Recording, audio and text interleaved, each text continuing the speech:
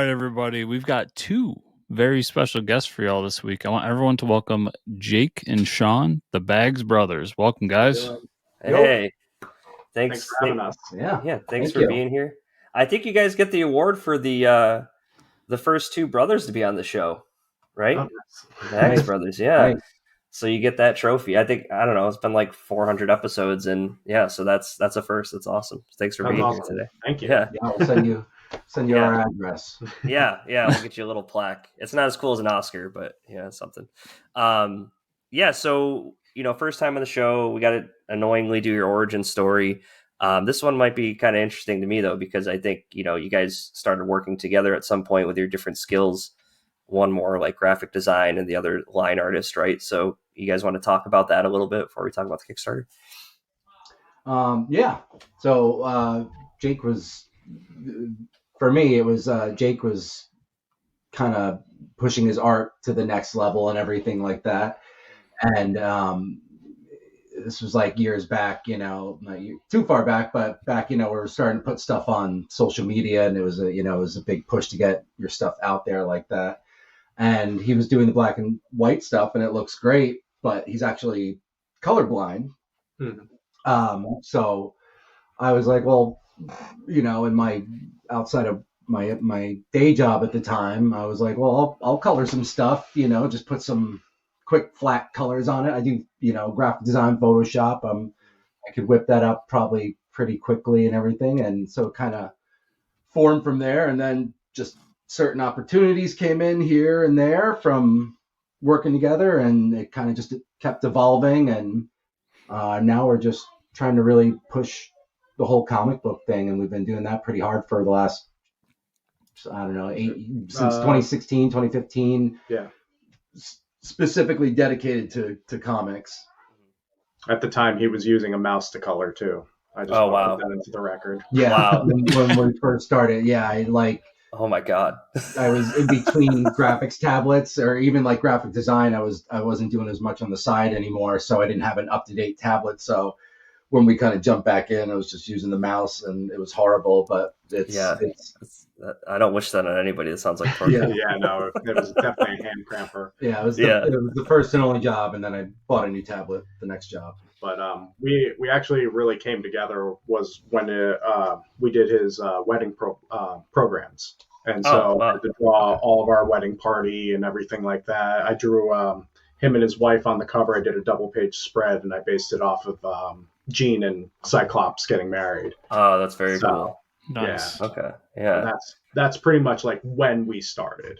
That's interesting. So that was around 2016. That's a really cool idea too for invites. I'm gonna keep that one in the back. Awesome.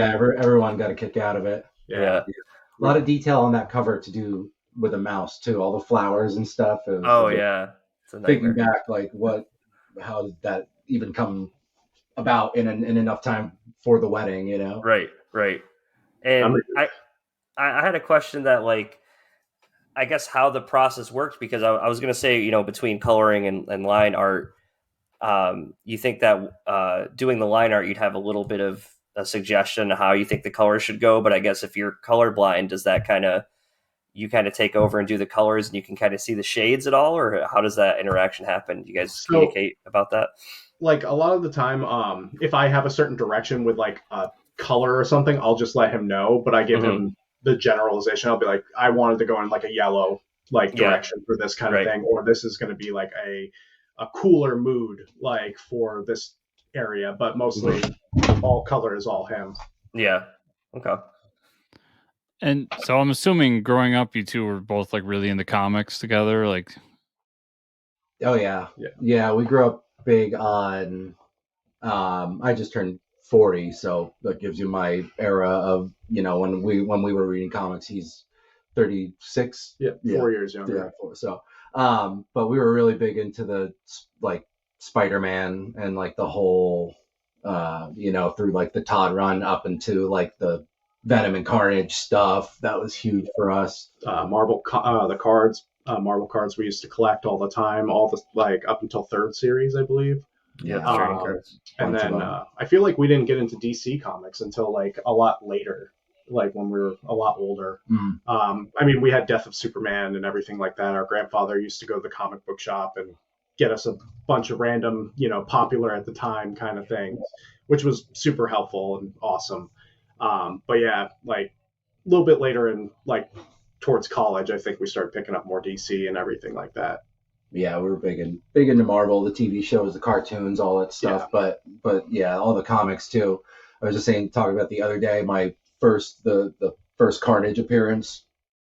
I still have that, like a newsstand version, and it's all taped up and missing a staple, and clearly just like It's the a one reading I love copy. the hell out of the most. It's been loved. Yeah, Oh yeah, yeah. yeah. It'd be great. It's going to be like a 0.1 or something like that. But That's all right. Love. But yeah, Yeah. that whole era was great, and yeah, so that's like the stuff we grew up on. So I feel like that '90s influence is there, Yeah. with And a lot of that style. And I would say that style kind of bleeds into Expired, right? I almost see like 90s X-Men style art and colors and stuff like that. So I mean, that might be a good way to jump into talking about Expired number 2, because you guys are working on the second one. Yep. Yeah. And so, how did that come about? How did you guys get involved with that project with Travis stuff? We met Travis through Twitter, all that stuff, just kind of through the networks and everything. And he just, I think maybe we had at that point done an anthology with him. Mm-hmm. I mean, a fun rapport Alice with him in and everything. Wonderland, yeah. Yeah, the Cthulhu. Cthulhu in Wonderland. Yep. Wonderland was an awesome book. That was a lot of fun. And then he's like, well, he called me and he's like, hey, I got you guys want to hop on like a full size book? And I was like, of course, yeah, definitely. And he's like, are you familiar with the Expired series that had just come out? And I hadn't actually read it at the time, but I had seen it all over Twitter and social media and all that. And I was like, oh yeah, that very like colorful, vibrant. And I wanted to check it out too. So I was like, oh yeah, like let's work together. We'd be happy to hop on that. And that was kind of that. He's like, yeah, we'd love you to take over the art direction, or the art for the new book and forward, and if it's working out. And and it's a pretty simple story, but that's it, and we're excited. Yeah. We're looking forward to the third book. I think Travis is going to be working on that one real soon. He's got a billion projects, so of course he's so busy. So right. Whenever he gets to it, but yeah, so it's been a lot of fun. One of I think the more fun books for us to work on, for me at least. I think for you too. Yeah, I definitely take more of like a Star Wars kind of route with it. They want like the Final Fantasy thing, so I try to implement that. And everything behind that, like you said, a lot of like mutant kind of inspiration, and like comes from that Jim Lee.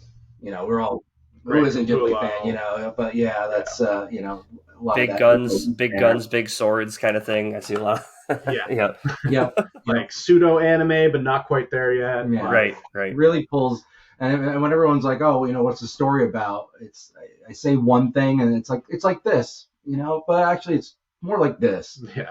But that's a bad description. It's really not like either of those. It's really more like this. So it just pulls from everything, I think, which is fun for us too, because we love all different genres, and so you get a little bit of something, a little bit of everything in here with Expire. You get a little sci-fi. It's like light fantasy, but then there's also it's got like a giant dragon in it and stuff. Borderlands, yep. Yeah. It's that was going to be my go-to next question, but I know Chris probably wants to ask something too. Here. I was just going to say, I mean, you guys jumped on with issue 2, and you recently did an Ashcan for it, which I got right here nice. For issue 2. I mean, how was it kind of taking over after somebody else had kind of developed the world and set it up? How did that go for you? It was not saying challenging, but like you want to do respect to the artist that came before you. So you don't want to change too many things, but you have to consume what they've given you and kind of regurgitate, in lack of better words there, but like out your own. So, I just I had the first book as reference literally right beside me the whole time. So anything that I saw that I liked, I took bits and pieces from that and just kind of tried to keep it consistent without taking over too much of his own stuff, basically. Like homage without copying. Yeah. Trying to make it your own, keep the story moving, but obviously use what's already there from the first book and everything. Yeah, like cities, design elements. It kind of makes it easier in some ways, but then also because you can make it challenging because then you have to kind of match something as well. You can't just go off the top of your head or see something from the script and imagine it your own way and then do it. Exactly. And like I said, yeah, it's all referencing like the little keynotes that they did before me and everything like that, but not trying to overuse it just because like my style, still figuring out how to do like not minimalism, but like I want to make it nice and clean for whoever has to work on it and myself, because I do obviously the inking and everything. I don't want to confuse myself. Right. Would you say that for the second issue, did you have any of your own like character design, or is there probably some more potential for that in later issues, do you think? Or I think I took a little bit more character design on like some of the armor sets, some of how like the military looks, the police work, like how their uniforms look, also the Dusk's race. I gave them like shoulder pads, like I gave them more like bare chest because they're warriors and stuff like that. So I gave them more of a barbaric look and stuff like that. So, but that was already all stuff that wasn't established yet.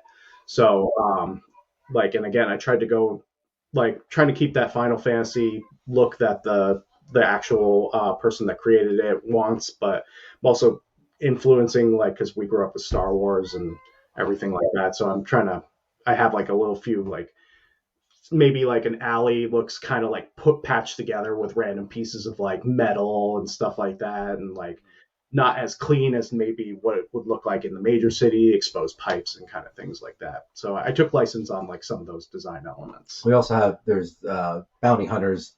There's some new characters in this book too. So yeah, I designed the bounty hunters. There was some direction, of course, from Travis as to what he wanted them to look like. But you'll see some new characters in there too.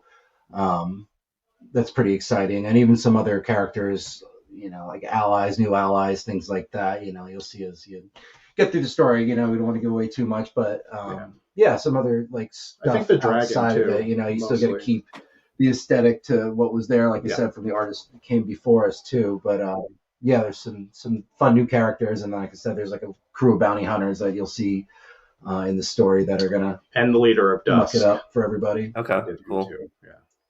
So and we get a dragon this issue, which is pretty badass. Yeah. A lot more of the dragon for sure, which is who doesn't like to draw and color dragons and stuff like that. So beast. So that's really cool. Again, it takes little pieces of everything. You got your dragons, you got your kind of science fiction-y concept with the breathing apparatuses or the badges, oxy bracelets and everything like that. So, a lot of fun. And I was seeing on your website, so you have your portfolios up and everything with the different stuff you've done. And it's you've done a lot of anthologies, 2 of them with Travis, and I see a few other ones too. Is this the first like full series or single issue that you've done? Has everything before this been short stories? Yeah, this is the first book I fully did myself. I'd say the first one that's coming. That's the first one that's come out. I guess too. We have there's a couple worked on a few, back to back, something like that, and now they're all going to be kind of coming out. The rest of this year, things like that. But this is the first full inside sequential 22-page book. That whole deal all together. And then we were doing beer can labels, and then we kind of went into more commissions for like D&D and took a lot of that stuff before we got to this point too. Okay. I was gonna bring it up. It's not really relevant to what we're promoting today, but I did see a sketch from a few years ago of a Beholder, and I was like, oh, hot damn, that was pretty sick. Yeah, thank you. I'm a huge Beholder fan, so Chris and I are big D&D nerds, so. I was gonna say, if you look on its eyes, you can see he's got multiple rings for each character in your party. So if he goes down, you get a good reward off of that guy. Yeah, it's pretty awesome. Yeah. Oh, thank you. Yeah, we're big Yeah. into like creature design. We love all Yeah. that stuff. Yeah. So I'm always bugging him, like, Jake, draw this. I want this beast, whatever. Right. Yeah, that's sick. Yeah, even like the little things too of, I mean, there is a preview on the Kickstarter, some sample pages of like the boat going by and that weird like octopus creature sticking out of the water, like Yeah. that type of stuff, right? Is that what you try to incorporate or like, work on? Yeah, I'll actually draw like a whole, like, it takes a little bit too much time on my end, but I'll draw a whole like bestiary of how that thing works, like how the top of it will bait like birds in to like make it so that's its actual mouth, and like all this other stuff. It's unnecessary stuff that maybe somebody one day will want to read, but right now it's just but it's there, you got it in case. Yeah. Stuff that'll look really cool in a trade one day. Yeah, exactly. Yeah. I'll do a bestiary.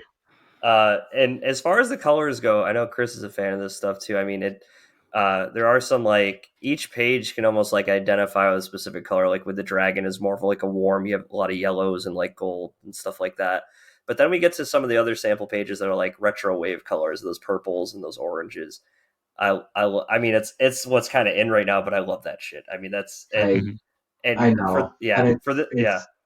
Super. It's overused already. No, it's great though. I can't get enough. It was overused when it came back, but I don't care. Someone's gonna have to say ditch those colors because I'm looking at palettes, thinking of palettes, then it just this needs some neon pink and some neon green, no matter what. Yeah, it does. Yeah, it's got I'm always in a neon pink and neon green mood, I guess. Right. Yeah, it's always fun to put those little pops in there, like you said. I'm a big fan of that too. All the fun neons. The 80s psychedelic. Yeah. We lived in a world of grays and browns for so long that I don't care if it's overused anymore. I love whenever I see purple, I'm immediately drawn in. Yeah.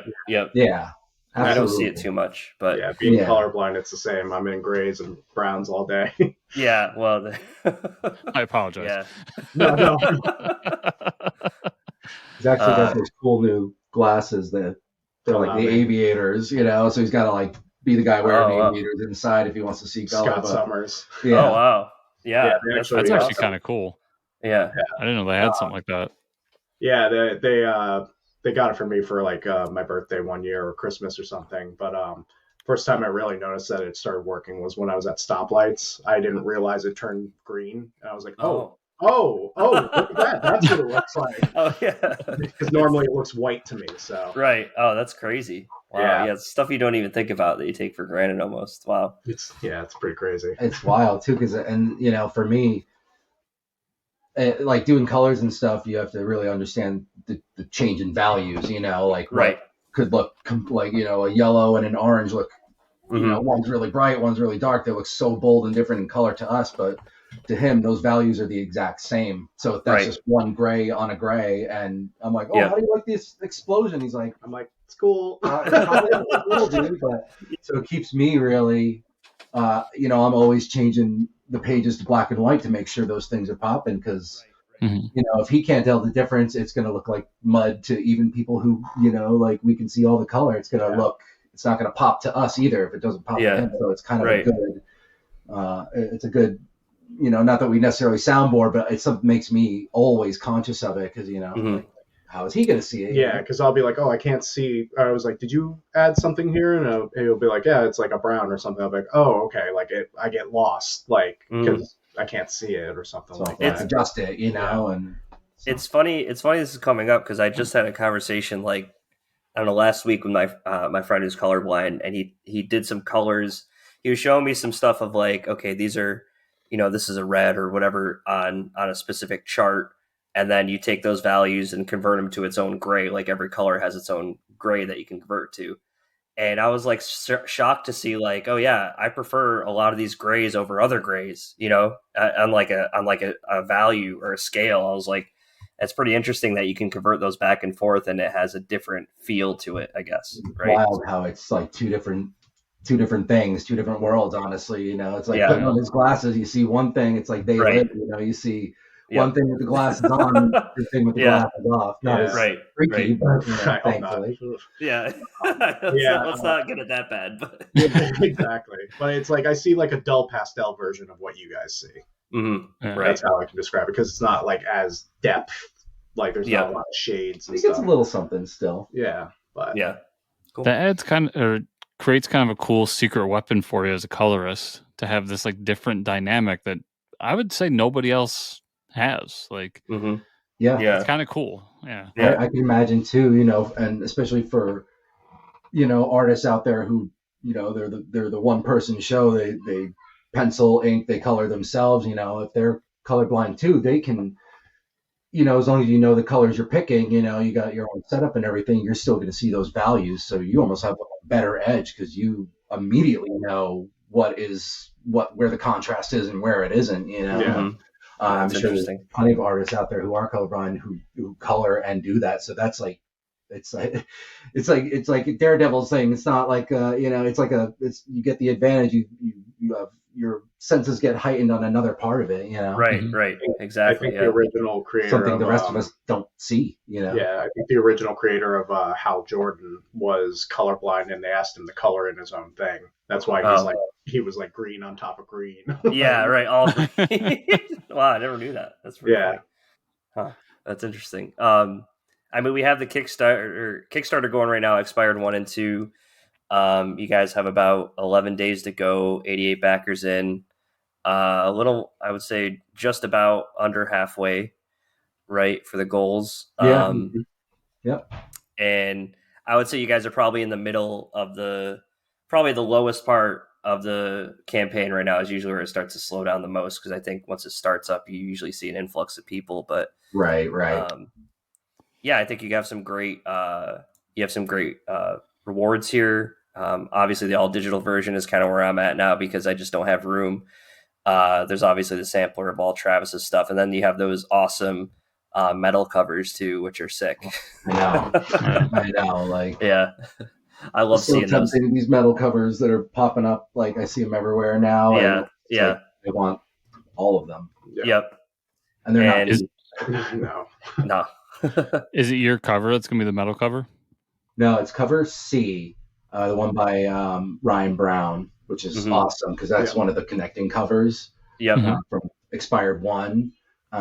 So I believe that's the final tier right now. You get a bunch of other stuff plus the metal cover.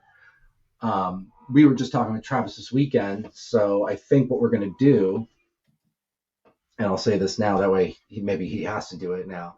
But we're going to add a couple more tiers. I think he's going to add a retail tier for folks who want that, and then we're going to add 2 new original artwork tiers as well. Yep. So we'll do one where we'll have the little trading card size blank pieces of paper, and Jake here will trading cards, and Jake will do some original artwork on there of one of the expired characters, and you'll get a random one. If you buy that tier, you'll get a randomized card of Kristoff or Sahara. Oh, that's really cool. Anybody, the dragon, one of those. Yeah.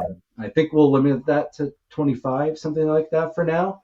Yeah. That'll be fun, way to get some original artwork out of the campaign too. And then I think we'll do a final tier of, comic stock 7x11-ish type of, like a full body of one of the characters of your choice if you pick that tier. Yeah. I think we'll limit that to 10, something like that. So that those numbers might change a little bit depending on when it actually hits the site. But I think we're going to add those early this week or something, hopefully as soon as possible. But something to look forward to, though. Get some original artwork out of the campaign. And to thank our backers and everything like that, obviously, Yeah, I was going to say that was going to be one of my next questions, because I like that usually the writers take on a lot of the crowdfunding aspects of this, and to see the artists involved in it as well is unfortunately rare. And I like it when they are, because you can get cool rewards like that. So it's good to hear you guys are doing stuff like that for it. Cool. Thank you. Yeah. I mean, I've seen, the Kickstarters that I've seen, that's, for me, that's juicy. That's what I want. I want like something. Right. I want as much rare stuff as I can get out of it. So I would, for me, X amount dollars more, I'd add a little, fun little trading card, even at the Mhm. most, so a little Right. extra bonus. Yeah. Yeah, that makes sense. Yeah. And Travis is I think he's got 3 Kickstarters going right now, if I'm not mistaken. Yeah, Yep. he's a busy guy. Including Yeah. expired. So he I think he is does, yeah. constantly busy. He's got a whole family. I don't know how he does it, because he's wildly busy all the time. So we were again chatting about this. So I was like, let's help Travis out a little bit. So we're happy to cover that. We're all over it. Give him a little breather to manage his other 17 campaigns that he's got around in his head right now. Yeah. That's So everybody, Expired 1 and 2 is on Kickstarter. You should definitely check it out. But before we let you go, I mean, you guys got some other cool stuff going on right now too. I was looking at your Etsy shop. You have a lot of really cool prints and posters. So people like video games, a lot of Binding of Isaac and Metroid stuff. Yep. Yeah, That's awesome. We're big video game guys. Okay. Yeah, same so here. A lot of cool posters for people to check out. But you also have a couple of variant covers that you've been doing. Yeah. One's for another one of Travis's books, and the other one, actually, funny enough, I was down at MegaCon. What was it, last week now? And you did one for the Ric Flair book. Yes. And I remember just every 5 minutes hearing them scream "woo" from over there. Every time we made a sale, that's awesome. Purchase, no extra charge. You get a woo. Free woo. That's awesome. So you guys are doing a lot of variant covers for people?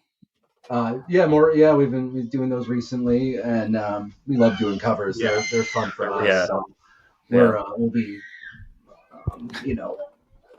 doing a lot more of those, I think, too. We have a couple books coming out, but in between, which is kind of nice about covers, you can sneak a cover in between stories, things like that. Exactly. But we did the Coins of Judas for Travis as well. Yep. That was a lot of fun for the Collective store in Florida, Collective comic and gaming store, which is an amazing store if you're ever in Florida. Great store, great people, awesome place. They hosted us at MegaCon as well. Thank you guys. That's awesome. We had a great time with them. But sorry we didn't get to meet up in MegaCon. We were gonna hang out, and just everything got crazy and traffic, and we had to get out of there. We had an early flight Sunday, so we didn't get to kind of meet everybody we wanted to. But here we are now. Yeah. Same here, but yeah. I like you guys are doing a bunch of really cool stuff on the side too. I mean, the book looks awesome. I like the covers. Looks really cool. Yeah, looks really good. Thank you. And I like the Collective people are cool too. They're doing one of Travis's books, actually, not to pimp his other stuff too much, but is the Collective anthology that they're putting together. So, it's new to me to see a comic book store that puts out their own anthologies and everything like that. Yeah, so I'm not pretty sure if that's a big thing, but these guys, they've put out at least 4 or 5 that I know. I was gonna say 3, and we were actually lucky to be a part of the Halloween one last year. And the winter one. And so they're crushing it with that store. I just so cool to see people really getting hands on like that. And this is our comic book for this store. Who does that? Yeah, it is very cool. Definitely. And hopefully, when you add the 7.5 by 11 sketches, I can request a Beholder sketch. Maybe I don't know. That's We'll get that up there. Jake's like, I don't want to draw another Beholder. No, put him right behind one of the other characters or something. Stare it down. Okay, perfect. Awesome, you get a Beholder wrestling an owlbear. That's what you should do. Oh yeah, that'd be sick. There you go. Yeah, that's my ultimate campaign. Woo. Amazing. It's got Ric Flair's face though. Owlbear. Yeah. Wow. That's the true nature boy. I can add that to the campaign. I'll take some notes for next session, Chris. Yeah. We'll see what happens. We'll see what happens. Themed everybody's, He's actually my father in my D&D session right now. Oh yeah. Yeah. He's an elf king. So. Oh, okay. That's always interesting. We haven't met him yet. Okay. Awesome. Guys, this was great. We appreciate you stopping by on the show. Again, Expired 1 and 2 is on Kickstarter right now. 11 days left. There's some great rewards if you're only digital. If you want all those variant covers and you're got to collect them. Like I know I have the itch for that too. So yeah, still quite a bit of time, and go and back this project. Yeah, thank you so much. Yeah, Yeah. Thanks for having us on. And it's a great book. Travis, he's a great writer, and books 1 and 2 are both on there. In case you haven't caught the first one, it's a really fun story. Yeah, and I think people are going to really like it. So, yeah, Awesome. Please take a look, and if you like it, support the Kickstarter. We'd love it. Exactly. Thank you so much. Yeah. Before I sign off, though, everybody, where can people follow you if they want to follow you further? You have Twitter, Facebook, anything like that? Yeah, we're on most of that stuff. We're on all the socials except for TikTok. Yeah. We're mostly on Twitter and Instagram. We're on Facebook too. We don't really use it as much, but yes, Twitter's a good spot. We have our own website, bagsbrothersart.com, and that can take you to all various things Both that of we our have our fingers profiles in. and everything like that. Yeah. Portfolios, I mean. But yeah, you'll see us on most social media, Bags Brothers or Bags Brothers Art. Mm-hmm. Awesome. And to everyone out there watching and or listening, you know the drill. All those links will be in the show notes below, to the Kickstarter, to their website, and I'll even put one up to the collective so you can check out those variant covers as well. Guys, thank you so much for taking the time out of your day to come talk to us, and Thank you so much. looking forward to the book. Yeah, absolutely. Yeah. Happy Easter, everybody. Thank you for Happy Easter. We really appreciate it. Thank you so much. Yeah, Yeah. And thanks. have a great day. Thank you.